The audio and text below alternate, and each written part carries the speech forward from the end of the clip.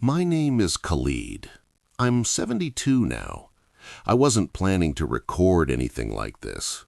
I don't even like hearing my own voice played back. It always sounds like someone else, someone older than I feel inside.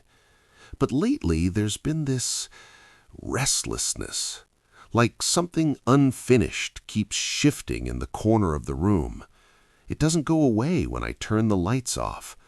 So I thought maybe if I say it once, clearly, it might settle.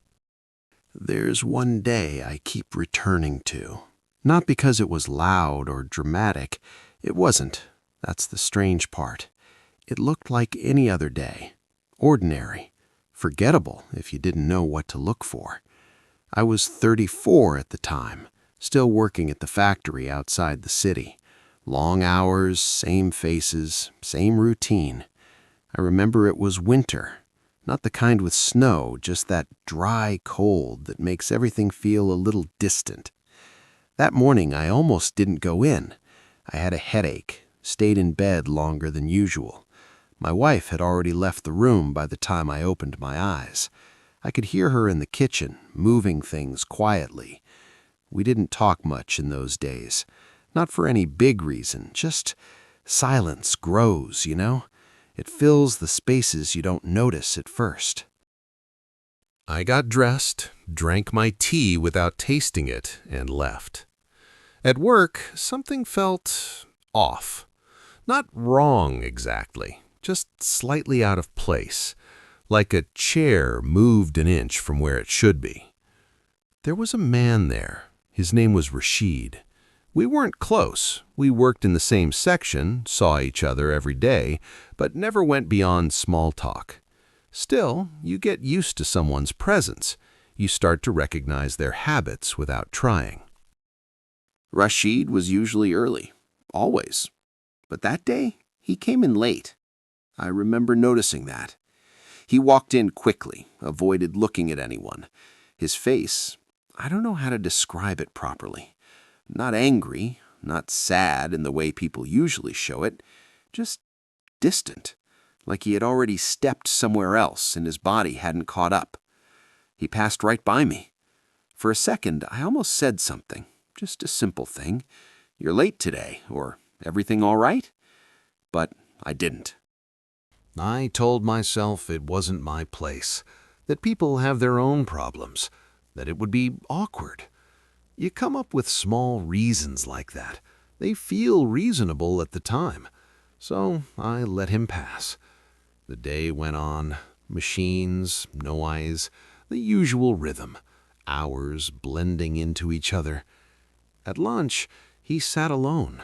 That wasn't unusual either, but there was something about the way he just stared at his hands, not eating, not moving much. There were small things. I noticed them, even then. He made mistakes, not big ones, but enough to stand out if you were paying attention. He dropped something once, didn't even react, just picked it up slowly like it didn't matter. I saw it. I remember seeing it clearly, and still I said nothing.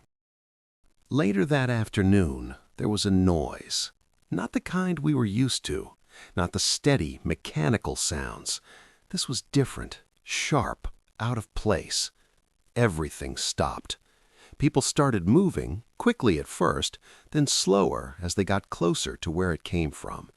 I didn't rush. I don't know why. Maybe I already knew, or maybe I didn't want to know. By the time I reached there, it was already done. Rashid was on the ground. There were people around him, someone shouting, someone else just standing there, frozen. I won't describe the details. I don't think that part matters anymore. What stays with me isn't what happened in that moment. It's everything before it. All those small, quiet chances. The look on his face when he walked past me. The way he sat alone. That small space where a sentence could have been. And wasn't. At the time, everything became noise after that. Questions, police, statements, people trying to make sense of it, trying to find reasons. I gave my statement like everyone else. I said what I saw. But I didn't say what I felt in that moment when he passed me. I didn't say that I noticed.